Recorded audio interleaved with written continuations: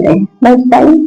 अभी जो चल रहे हैं ना वो 16 श्राद्ध की सीजन चल रही है। दुनिया में जो है ना इसका बहुत मान्यता है, और ये 16 श्राद्ध के जो दिन है ना इसको बहुत शुभ भी मानता है, क्योंकि ये उद्धार का दिन होता है, किसी न किसी आत्माओं के उद्धार का दिन होता है।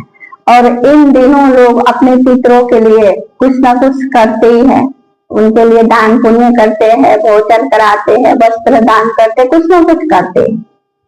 और ये 16 श्राद्ध का क्यों रखा, इसके पीछे एक बहुत ही सुंदर कहानी है।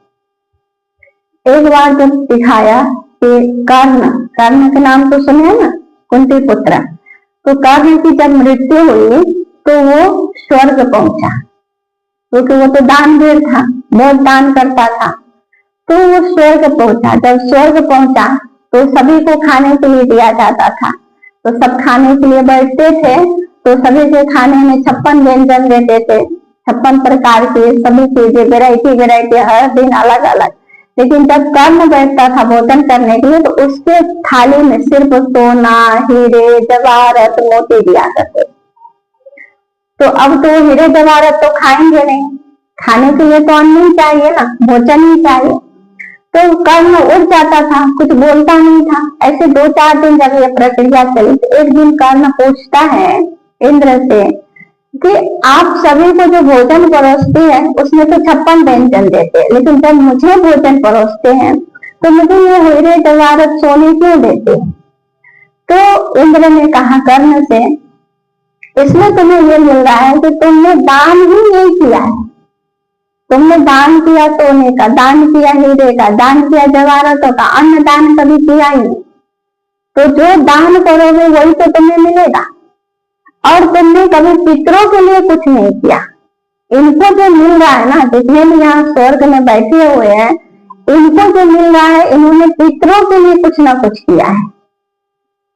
तब कर्ण कहता है कि ये पितृ क्या होता है मुझे तो मालूम ही नहीं है, पितरों के लिए क्या करना होता है। तो पूछा तो कहा पितरों के लिए हमारे दिल में सबसे पहले तो सम्मान होने चाहिए, और उनके लिए हम कुछ करें। जैसे जब तक माता पिता जीवित है तो माता पिता जीवित है तो उनके लिए कुछ करें, मरने के बाद भी उनके लिए कुछ भोग लगाए। तो ये क्या करना, तुमने कभी ये सब किया ही नहीं। तुमने अन्न दान नहीं किया, वस्त्र दान नहीं किया, और तुमने धन में दान नहीं किया, तो सिर्फ यही दान किया। तो कर्ण कहते जब मुझे मालूम ही नहीं है तो फिर मैं क्या करूं, मुझे एक बार मौका दिया जाए। तो सभी ने विचार किया कि जब इसको मालूम ही नहीं तो फिर तो इनके साथ तो अन्याय हुआ। तो कहा ठीक है, मैं तुम्हें 16 दिन का अवसर देता हूँ, तुम धरती पर जाओ, और धरती पर जाकर के तुम अपने पूर्वजों के लिए, पितरों के लिए कुछ करो, और फिर फल स्वरूप तुम यहाँ आओ, फिर तुम जिस अनुसार वहां कर्म करोगे वहां फिर तुम्हें फल मिलेगा। तो कर्म फिर धरती पर आए और फिर अपने माता पिता के लिए उन्होंने बहुत ही अच्छे अच्छे कर्म किए। ये 16 दिन का जो समय है ना वो कर्म को मिला था अपने कर्मों को सुधारने के लिए। तो ये देखिए भक्ति में ही नहीं, भगवान कहते जब हम मनुष्य आत्माएं है ना, तो हम तो बाबा के बच्चे हैं तो इन सब बातों को नहीं मानते, लेकिन बाबा कहते कहीं ना कहीं ये बातें भी हमारे जीवन से जुड़ी हुई है, क्योंकि जो भी आत्माएं है तो आत्माएं तो हमें जन्म देती है ना। जैसे मान के चलिए हमारे माता पिता हो, पूर्वज हो, जिन्होंने भी हो, तो हमें तो जन्म दिया, तो कहीं ना कहीं सूक्ष्म जुड़ाव हमारे उनके साथ हो जाता है। तो दुनिया में भी कहते हैं 3 व्यक्तियों को कभी आप दुखी नहीं करो। एक तो माता पिता को दुखी नहीं करो, दूसरा जो आपके देव है, इष्ट देव जिसको कुल देवता कहते हैं, उनको भी दुखी नहीं करो, और तीसरा गुरु जो आपको ज्ञान देते हैं, जो आपको सदगति के मार्ग पर ले जाते हैं, उनको कभी भी आप दुखी नहीं करो। तो ये 3 का जो है ना श्राप भी लगता है, बद्दुआएं भी लगती है और दुआएं भी लगती है। आप दुनिया में सुनते हैं ना, किसी को कहते हैं ना इनको पितृ दोष लगा है, कहते हैं ना, सुना है ना, तो वो कहते हैं ना पितृ दोष। तो पितृ दोष उतारने के लिए दुनिया में लोग क्या करते हैं, बहुत भंडारे कराते हैं, ये कराते हैं, वो कराते हैं, मरने के बाद कराते हैं। भगवान क्या कहते हैं, जो जीवित माता पिता है हमें उनका कंपनी में ध्यान रखना है, जो भी है, चाहे जैसे भी है, अच्छा है बुरा है कैसे भी, लेकिन वो माता पिता हमारे जन्मदात्री है, जन्मदायी है। तो उस माता पिता का हमें पूरे सम्मान से जो खाए जैसे रहे जिस भी रीति से चले उनको हमें करना है। तो जो मनुष्य आत्मा ये कर्म करते उनको पितृदोष नहीं लगता। दूसरा है जो देव से उन्हें सदा कृपा मिलती है, सदा वरदान मिलती है। कब मिलती है? जो जब अपने कुल देवी या कुल देवता उनकी भी आराधना करते, उनकी भी पूजा करते हैं, तो उनको भी सदैव क्या रहती है, उन पर कृपा बनी रहती है। और जो अपने गुरु का सदा सम्मान करते हैं तो उनके ऊपर भी कृपा बनी रहती है। तो ये 16 दिन का जो ये टाइम है, 16 श्राद्ध, वैसे तो कोई मरते हैं तो उनके लिए करते हैं, लेकिन जो ये 16 श्राद्ध में जो भोग लगाते हैं उन आत्माओं के लिए, जो आत्मा हमारे पूर्वज हैं, तो उन आत्माओं की सूक्ष्म दुआएं हमारे साथ मिलती है। और जो बाबा के घर में हम भोग लगाते हैं, क्योंकि बाबा के घर में पितरों के लिए, पूर्वजों के लिए भोग लगाते हैं। जब किरण दीदी आई थी एक बार यहाँ पे शुरू में, तो मुझे बुला करके बिठाई और मुझे बोली कि यहाँ पे पूर्वज आत्माओं के लिए भोग लगता है या नहीं लगता है। तो मैं कभी कभी लगाती थी, जैसे साल में 6 महीने पे मैं कभी ऐसे एक बार लगा देती थी भोग, पता नहीं था उतना।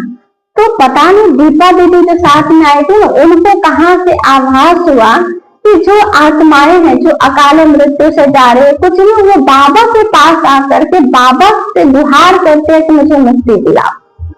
उनको ऐसा आभास हुआ कि बाबा के कमरे में जैसे बैठे, तो उनको ऐसा आभास हुआ तो बाबा के घर आते हैं और बाबा से प्रार्थना करते हैं कि बाबा हमें मुक्ति मिले। तो मुझे बुला करके बोलते, कम से कम महीने में एक बार क्या करो, तुम पितरों के लिए भोग लगा देगी। ये मैं आपको बताइए 2-3 साल की बात। और तब से मैं 1 महीने 2 महीने पे ऐसे भोग लगाती हूँ, चाहे मैं थोड़ा ही लगाऊंगी, बाबा के कमरे में बैठ करके भोग लगाना। और उन्होंने बताया कि भोग लगाने के बाद क्या करो, अपने दरवाजे के पूरब साइड, मतलब दरवाजे है तो उसके लेफ्ट साइड में फिर वो भोग की थाली जा करके रखो, वहां पे प्रणाम कर लो, आह्वान कर लो और उन पितरों के लिए वहां पे भोजन रख दो। तो इससे भी क्या होता है, हमारे पितृ दोष समाप्त होते और पूर्वज भी हमसे खुश होते हैं, वो नाराज नहीं होते। और कभी भी किसी भी तरह से हमें किसी भी आत्माओं को दुखी नहीं करना है। तो आज बहुत सारे भाई बहनों ने सहयोग किया है, चाहे 50 हो, चाहे 100 हो, चाहे जितने भी हो, तो सभी के तरफ से आज विशेष भोग है सभी पूर्वज आत्माओं के लिए। तो जब आज भोग लगेगा तो हम सभी इमर्ज करेंगे उन सभी पूर्वज आत्माओं को, और 5 मिनट अभी हम मेडिटेशन करेंगे, उन पूर्वज आत्माओं का आह्वान करेंगे। रेड लाइट लगा दो, सिर्फ लाइट।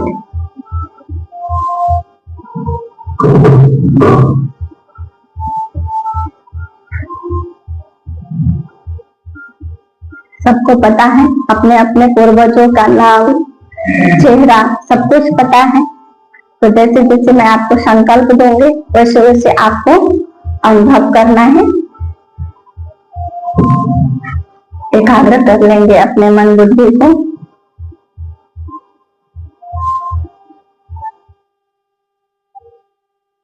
मस्तक के बीच मैं एक दिव्य सितारा चमक रहा हूं।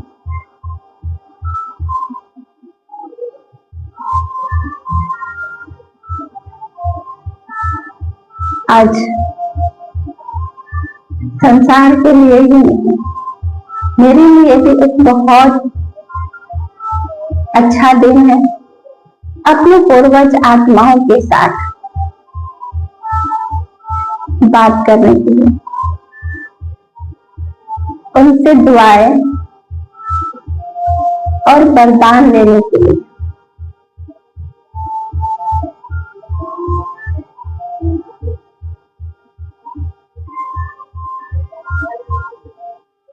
अनुभव करेंगे, मैं आत्मा इस नश्वर देह को छोड़ सूक्ष्म वतन की ओर चली।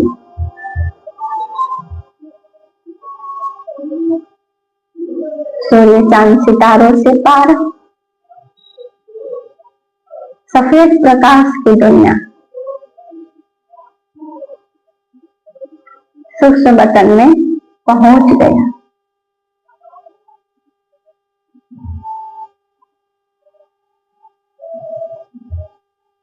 मन की आंखों से देखें, बाबा बैठा हुआ है और बाबा के सामने सभी पूर्वज आत्माएं बैठे हुए हैं।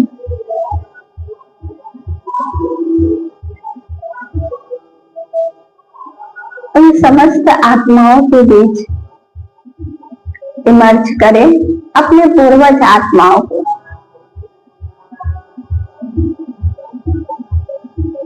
देखें, वो भी परमात्मा के पास बैठे हैं और परमात्मा से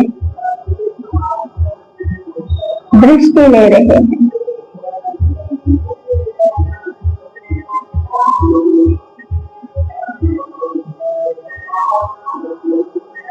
शिव बाबा सभी आत्माओं को प्यार भरी दृष्टि देकर उनको निहाल कर रहे हैं।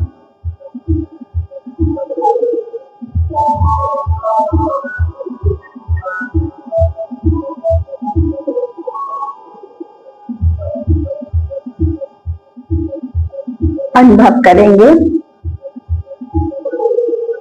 मैं आत्मा शिव बाबा के पास जाकर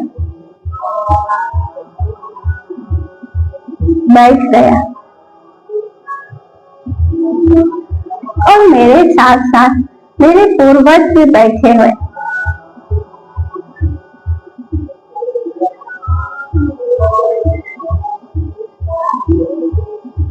बाबा मुझे प्यार भरी दृष्टि से देख रहे हैं,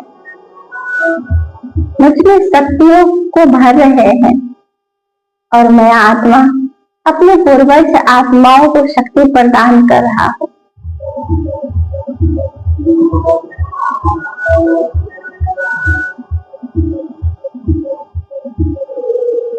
अपने पूर्वज की तरफ देखते हुए अनुभव करेंगे कि वो मुझे देखते ही खुश हो गया, मुझे प्यार से देख रहे हैं। उनके हाथ मेरे सर पर हैं, वो मुझे प्यार और दुलार कर रहे हैं।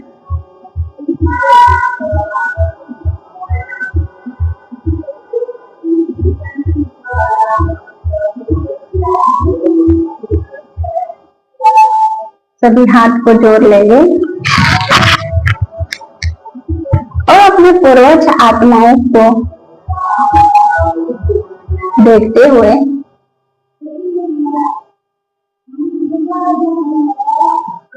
उनके सामने हम क्षमा याचना करते हैं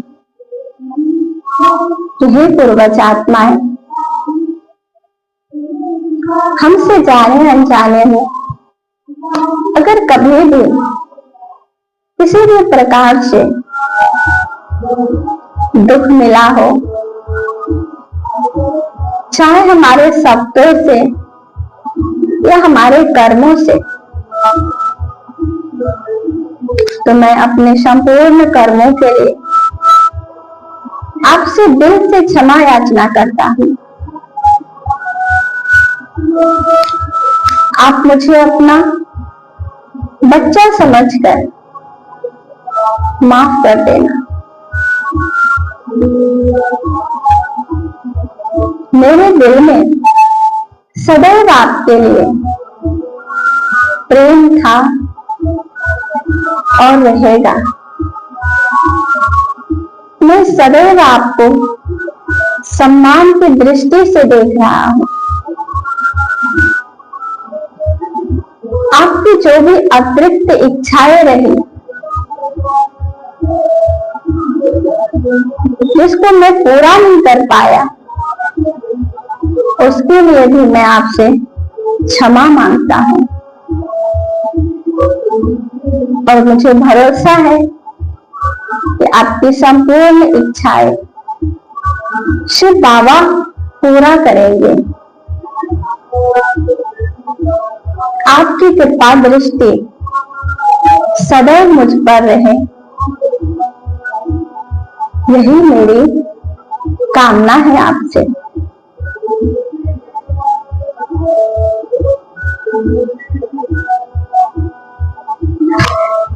अभी हाथ को नीचे ले आएंगे, अनुभव करेंगे कि जो भी हमने गलतियां की, उन सभी गलतियों को माफ करते हुए हमारे पूर्वज आत्माएं हमसे प्रसन्न हो रहे हैं। उनको कहेंगे कि आज हमने आपके निमित्त बाबा को भोग लगाया है और आप उस भोग को स्वीकार करके हमें तृप्त करें। हमें आपसे कुछ भी नहीं चाहिए, आपने जो भी हमें दिया वो मेरे पास पर्याप्त है। मुझे भी आपसे किसी भी प्रकार की कोई शिकायत नहीं, कोई गिला नहीं। मैं भी आपसे पूर्णतः संतुष्ट हूँ, खुश हूँ। अनुभव करें परमात्मा और हमारे पूर्वज दोनों की शक्ति मुझे प्राप्त हो रही है और मेरे जीवन से जितनी भी परिस्थितियां हैं, कष्ट है, वो सब समाप्त हो रही है। आज ऐसा महसूस हो रहा है कि मेरे जन्म जन्म के बोझ समाप्त हो गए और मैं स्वयं को हल्का महसूस कर रहा। परमात्मा से शक्ति लेते हुए हम नीचे आ जाएंगे अपने इस शरीर में।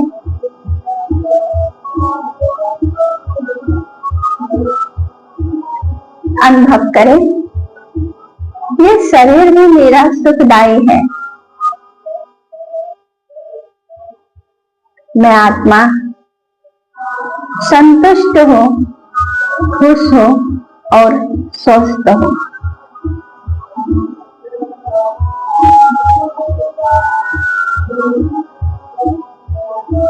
ओम शांति, ओम शांति।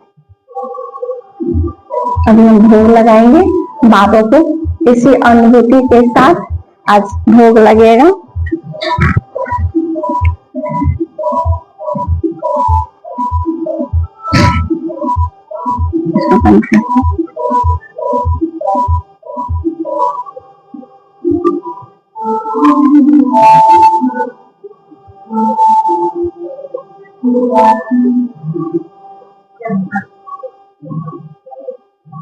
चलिए हम सभी बाबा को भोग लगाएंगे।